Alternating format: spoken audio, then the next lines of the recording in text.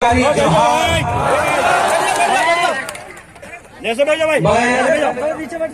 से चलकर आया हूँ, लेकिन ये बड़ी बात नहीं है। बड़ी बात ये है कि मैं आदिवासी परिवार के बीच में आकर के महसूस कर रहा हूँ कि मैं अपने एक परिवार से मिलने चला आया। और सच बात ये है कि उस दिल्ली का क्या गुणगान करना जो 150 लोग संविधान को तोड़ने के लिए आंदोलन करें तो पूरे देश में चर्चा होती है, और यहाँ हजारों लोग इस मुल्क के आदिवासी इस संविधान को बचाने के लिए एकजुट हैं। उस दिल्ली को सुनाई नहीं देता है, हम उसे सुनाने के लिए। और मैं सबसे पहले आप सभी लोगों की इस एकता को, आपकी लड़ाई को सलाम करता हूँ। और ये लड़ाई तो कोई आज की नहीं है। हम लोगों को तो पढ़ने लिखने का मौका मिला तो हम लोग भी गलत इतिहास पढ़ते थे। जब यहाँ लोग बता रहे थे कि जहाँ हम खड़े हैं ये बेड़का जगह है, और इसे बदल करके कैसे बेरेश्वर धाम किया गया है और वहां नए नए मंदिर बन गए हैं। ये गलत कर दिया, हमारे इतिहास पर अपना इतिहास आरोपित कर दिया। और हमारे लोग कह रहे थे कि हम इसे उनके नाम से नहीं बुलाएंगे, हम इन्हें अपने नाम से बुलाएंगे कि ये आज भी इस देश के मूल निवासियों की जमीन बेड़का है, और हम अपना इतिहास लिख करके उस इतिहास को स्थापित करेंगे। और यही काम पूरे देश में हुआ है साथियों। आप तो जागरूक लोग हो, हम आपसे कोई नई बात कहने नहीं आए, हम तो आपसे मिलने आए और मिलकर जा रहे हैं। अभी देखा कई किलोमीटर तक लोग अभी पैदल चले आ रहे हैं, अपने पैसे से आ रहे हैं। ये बस में ट्रक में भरकर लाई गई पैसा देकर भीड़ नहीं है। तो हमारे पास तो ये बात ये मौका है, धवल जी और तमाम लोगों ने ये मौका दिया कि हम आपसे हिम्मत लेकर जा रहे हैं। और जितनी भी कोशिश हमारी है दिल्ली में खड़े होकर ये बात कहेंगे और लड़ेंगे कि संविधान विरोधी तमाम लोग, यह बात आप खोलकर देख लो कि इस मुल्क के SC, ST, OBC संविधान को मानने वाले में एकजुट हो गए हैं और तुम्हें देश को बर्बाद नहीं करने देंगे। तो पहली बात यही कि साथियों एकजुट होने का वक्त है। मैं तो आदिवासी समाज से आता भी नहीं, मैं तो OBC समाज से आता हूँ। OBC मतलब जानते हैं, और मुझे पता चला है कि इस कार्यक्रम में ढेर सारे OBC भी आए हुए हैं। और आपके बारे में तो हमें भी 2 साल पहले पता चल गया था कि जिन आदिवासियों को वनवासी करके तोड़ने की कोशिश हो रही थी, 7-8 साल पहले उस आदिवासी परिवार ने एकजुट होकर सबको जोड़ने की कोशिश कर ली और आपने क्रांति कर दी है। भाई मैं आपको सलाम कर रहा हूँ।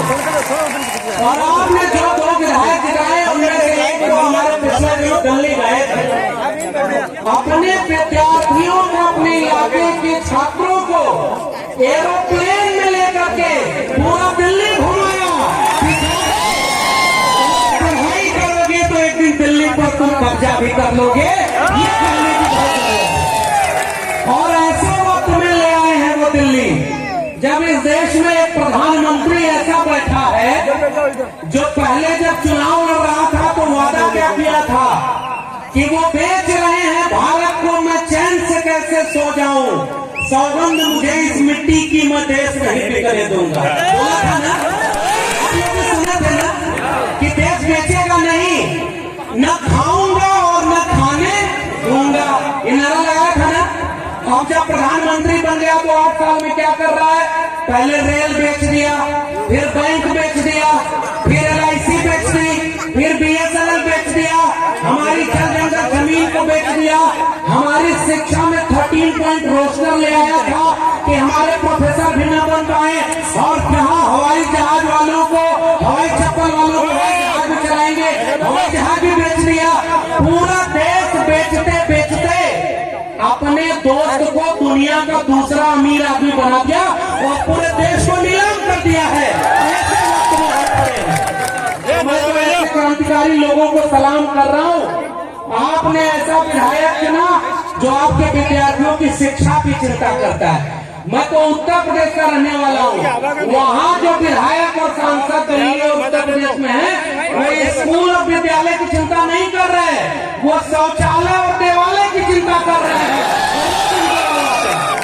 अब एक बात बताओ, आप इस मुल्क के मूल निवासी कौन? ये हम लोग हैं ना। मैं ओबीसी समाज से आता हूँ, एक ही बात दो बात कहने आया हूँ। पहली बात तो शिक्षा की करने आया।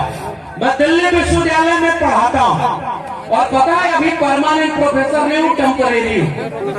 टेम्परेरी मतलब समझ रहे हैं? वो वाला टेम्परेरी नहीं जैसे प्रधानमंत्री भी टेम्परेरी होता है, 5 साल बाद उसको चुनाव लड़ा। और वो ऐसे बन गया जैसे लग रहा पूरा देश उन्हीं का है और देश बेच दो। हम लोगों को परमानेंट नहीं किया जा रहा, जानते हैं क्यों? जब तक इस देश के SC, ST और OBC, अभी हमारे पूर्व के विधायक साहब बोल रहे थे ना, जो नीचे था उसको ऊपर करना और ऊपर वाले को नीचे। और मुझे पता चला कि बेड़का जहां पर ये कार्यक्रम हो रहा है, देश में बुलडोजर चल रहा है संविधान के ऊपर और लोगों को घरों को गिरा रहा है। बेड़का में कुछ दिन पहले बुलडोजर चल रहा था जमीन बराबर करने का, चल रहा था ना। हम भारत के संविधान को आगे रखकर इस देश की जाति व्यवस्था, जिसमें कोई मुख से पैदा हुआ, कोई भुजाओं से पैदा हुआ और अपने को ऊपर रख करके देश को बर्बाद किया, हम इस देश के SC, ST, OBC आ जाओ संकल्प लें कि एक बराबर जमीन बनाएंगे और कोई बड़ा और कोई छोटा इस देश को नहीं। इस देश को बनाया हमने, इन बंजर जमीनों को उपजाऊ बनाया हमने। और हमारे पुरखों की तो तस्वीर लगी है साहब, बाबा साहब डॉक्टर अंबेडकर और बिरसा मुंडा, टंटिया मामा, जयपाल सिंह मुंडा, सिद्धू कानू, तिलका मांझी, अगर ये न होते तो ये देश ऐसा कभी नहीं बनता। ये बात मैं आपसे कहने आया हूं कि हमारे पुरखों ने ये लड़ाई लड़ी है। और मैं पहली ही अपील आपसे कर रहा हूं साथियों, बहुत सारे लोग बोलने को हैं। इस देश के सबसे पुराने इलाकों में से एक, सबसे पुराने बाशिंदे आप है ना, और आपने इस मुल्क को बनाया है ना। तो एक बात बताइए, आपके बच्चों के भविष्य को अगर कोई बर्बाद कर रहा है तो आप उसे बर्बाद होते देखेंगे क्या? क्या अपने बच्चों के भविष्य को बर्बाद करने देंगे क्या? अरे भाई, इस देश में जिनको आपने बड़े बड़े नेता बनाया, वो रोज मंदिर मस्जिद हिंदुस्तान पाकिस्तान और हिंदू मुस्लिम में पूरे देश में दंगा करवा रहे हैं। और हमारे बच्चों की स्कूल विश्वविद्यालय सब निजी हाथों में बेच दिया ताकि हमारे आपके घरों के बच्चे न पढ़ पाए। इसलिए इस देश के मूल निवासी भाइयों, मैं आपसे एक अपील, एक गुजारिश करने आया हूं। भूखे रहना, प्यासे रहना, एक कपड़ा कम पहनना, आप घर में एक रोटी कम बनाना, लेकिन हाथ उठाकर बताओ, आप अपने बच्चों को पढ़ाओगे कि नहीं पढ़ाओगे? स्कूल भेजोगे कि नहीं भेजोगे? आप सब कुछ सह लेना, लेकिन अपने बच्चों को स्कूल भेजना। बाबा साहब डॉक्टर अंबेडकर ने एक बात कही थी, जिस दिन इस देश में मंदिर जाने वाली भीड़ स्कूल जाने लगेगी, उस दिन इस देश में क्रांति हो जाएगी और कोई गुलाम नहीं बनाता। तो जो विधायक ने अभी 25, 30, 50 बच्चों को दिल्ली लेकर के दिखाया कि ये दिल्ली है जहां से पूरा देश चलता है, तुम्हें पढ़ लिख करके DM, SP, doctor, engineer, professor और जज बनना है। एक बात बताओ इस देश के आदिवासी लोगों, सुप्रीम कोर्ट में कितने जज आपके हैं पता है? 0 है। आपके हाई कोर्ट में कितने जज हैं? आपके प्रोफेसर कितने हैं? सब 0 है लगभग। और सारा कब्जा किसने किया है?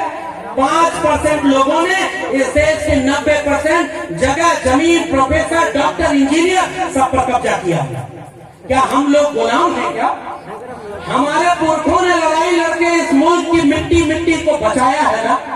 मुझे याद आता है बिरसा मुंडा का वो गुलाम, जब उन्होंने कहा था कि हमारी जल जंगल जमीन पर हमारा हक है और जितने बाहर से आए हैं, चाहे वो अंग्रेज हो, चाहे वो यहाँ के सामंती जमींदार हो, वो सब टिकू हैं और इन टिकुओं के खिलाफ हम गुलाम करते हैं और अपने मूल निवासियों के हक के लिए लड़ेंगे। कि आज 75 साल बाद इस मुल्क के सुप्रीम कोर्ट में आपके जज ही न हो। आप मैं दिल्ली विश्वविद्यालय से आया हूं भाई, और आपसे कहने आया हूं कि आपके प्रोफेसर वहां नहीं है। 92 कॉलेज दिल्ली यूनिवर्सिटी के हैं, उसमें से एक भी कॉलेज का प्रिंसिपल कोई आदिवासी नहीं है। ये किसका देश है भाई? न जज हमारे, न वकील हमारे, न डॉक्टर हमारे, न इंजीनियर हमारे, और रोज ये कहते हैं हिंदू मुस्लिम के खिलाफ लड़ाने के लिए। अरे हमारे पुरखों को जब मौका मिला, सिद्धू कानू तिलका मांझी को, बिरसा मुंडा जयपाल मुंडा को, अंग्रेजों के खिलाफ भी बगावत की थी। आज वो लोग शासन कर रहे हैं जो अंग्रेजों से माफी मांगते थे। अंग्रेजों से माफी मांगते थे ना। अंग्रेजों से जो राजा महाराजाओं के इतिहास पढ़ाया जाता है, और हमारे यहाँ खड़ी गम्मो कहते हैं, मूछ पर राजस्थान को ताव देते हुए कहते हैं कि राजपूताना शान है। अरे भाई तुम्हारी तलवार को जंग लग गया था क्या जब इस देश को सब गुलाम बना रहे थे? तुम झूठा इतिहास पढ़ाते हो। केवल राजपूताना किस बात का? अगर इस देश के मूल निवासी न होते तो ये भारत हमेशा गुलाम बना रहता। हमने लड़ करके इस मुल्क को आजाद बनाया, और इसलिए मैं आपसे केवल गुजारिश कर रहा हूं, एक तो ये बात मानकर चलो। आप बताओ, आपके सरकारी स्कूल बर्बाद हो गए कि बचे? बर्बाद हो गए कि नहीं? आपके सरकारी स्कूल में मास्टर जितने होने चाहिए उतने हैं क्या? वहाँ बिल्डिंग है क्या? वहाँ पानी शौचालय है क्या? स्कूल बर्बाद कर दिया, पढ़ाई खत्म। जब पढ़ाई खत्म हो जाएगी तो बिरसा मुंडा को पढ़ेगा कौन? सिद्धू कानू को पढ़ेगा कौन? और भारत के संविधान को कौन पढ़ेगा? और जब आपके बच्चे पढ़ेंगे नहीं ना, तो कल को बेड़का धाम को कोई बड़ेश्वर धाम बना देगा और हम आप कुछ नहीं कर पाएंगे। शिक्षा अगर नहीं मिली तो हमारी पीढ़ियां गुलाम पैदा होंगी। इसलिए इस राजस्थान के लोगों, इस भारत के मूल निवासी लोगों, इस देश के दलित पिछड़े आदिवासी लोगों, एक संकल्प लो कि चाहे कुछ भी हो जाए, हम अपने इसको घर के लड़के और लड़कियों दोनों को स्कूल भेजेंगे और पढ़ाई करेंगे ताकि आने वाली पीढ़ी गुलाम न पैदा हो। और दूसरी अपील करके आपसे विदा होगा। वो दूसरी अपील केवल इतनी है कि एक चीज, डॉक्टर अंबेडकर को हम क्यों मानते हैं? अब ये गाना बज रहा था, आनंद राय साहब बैठे हुए हैं। हम लोग बहुत पहले इनको सुनते थे कि भाई मध्य प्रदेश में कोई घोटाला हुआ, वहाँ वो विसल ब्लोअर हैं, जान जोखिम में लेकर के लड़ाई लड़े, और पता चला जो घोटाला करते रहा वो अमीर बनते रहा, देश को बेचते रहा, और हमारे लोगों का हक खत्म हो गया ना। इसलिए दूसरी और आखिरी अपील, हम बाबा साहब को क्यों मानते हैं? क्योंकि उन्होंने भारत का संविधान दिया।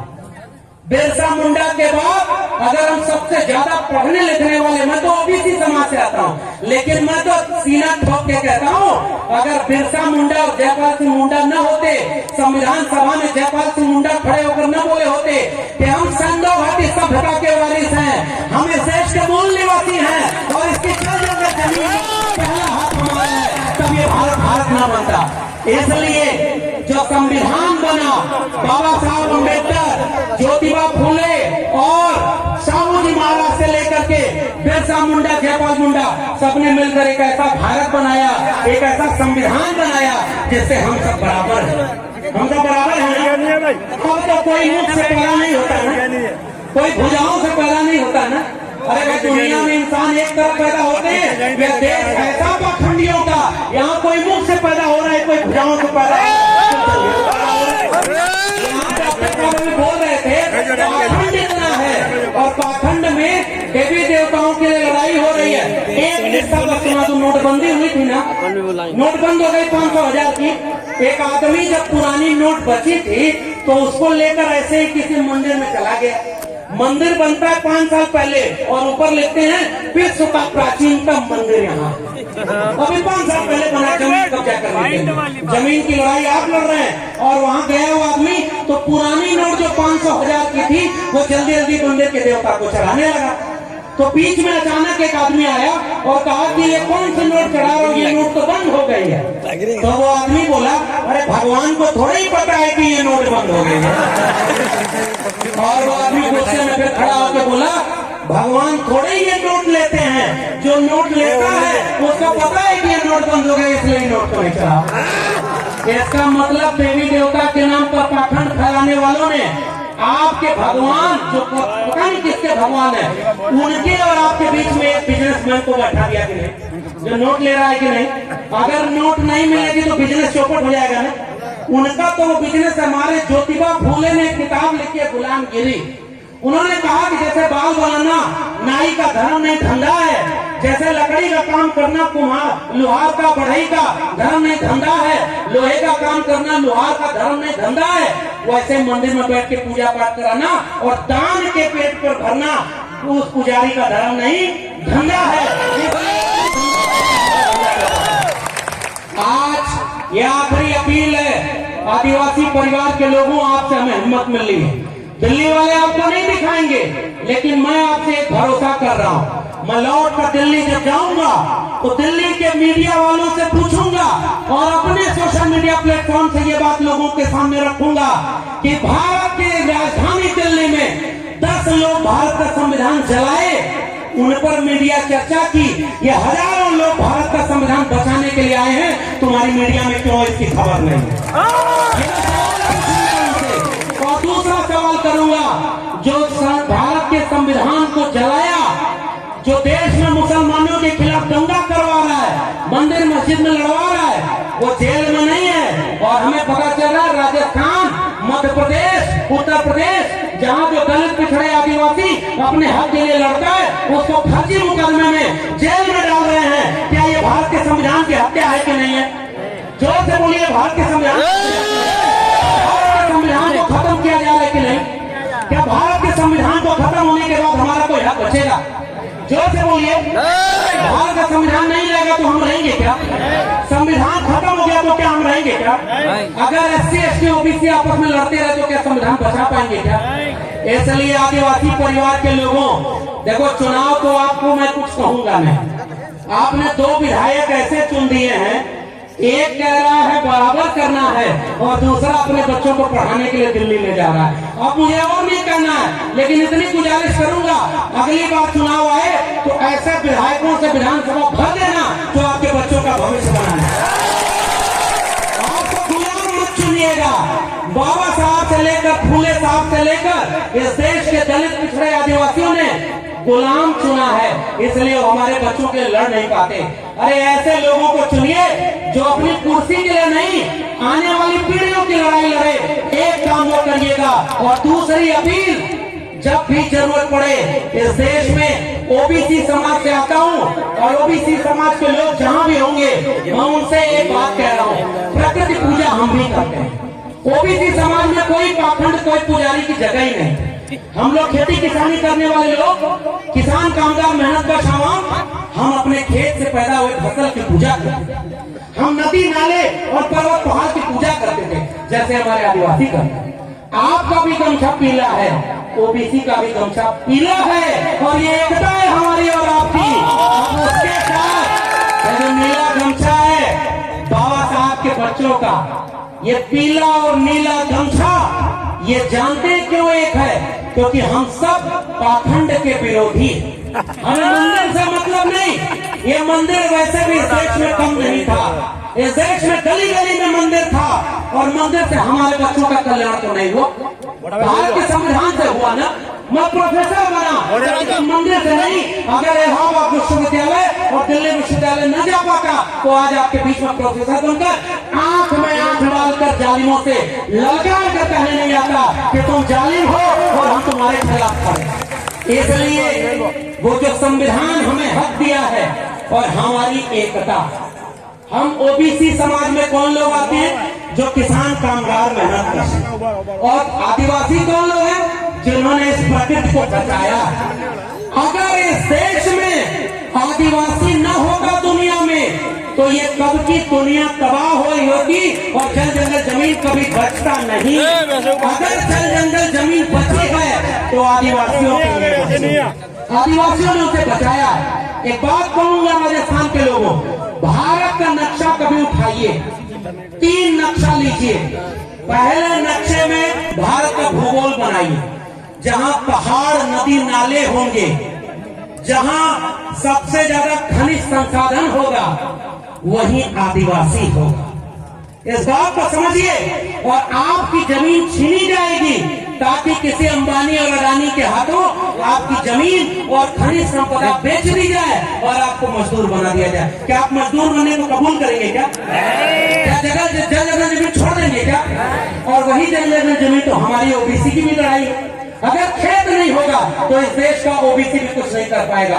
तो जल, जंगल, जमीन और आत्मसम्मान की लड़ाई एससी, एसटी, ओबीसी के 90% भारत की लड़ाई है। हम 90% है। और अभी एक नारा लगा था, वही नारे लगाकर अपनी बात करूंगा कि जय जोहार का नारा है, भारत देश हमारा है, तो जय जोहार का नारा है, भारत देश हमारा और एक नारा और दिल्ली में हमने लगाया था, एक तीर एक कमान, आदिवासी एक समान, तो एक तीर एक कमान। आदिवासी एक तो इस बात को मैं आपके सामने दो ही बात किया, शिक्षा और स्कूल बचाइएगा, भारत के संविधान को बचाइएगा और इस मुल्क के 90% लोगों, आओ एकजुट होकर के इस देश में 90% हम कमेरा लोग हैं, 10% लुटेरा लोग हैं जो देश को लूट रहे हैं। उन लुटेरों के खिलाफ हमारी जंग जारी रहेगी।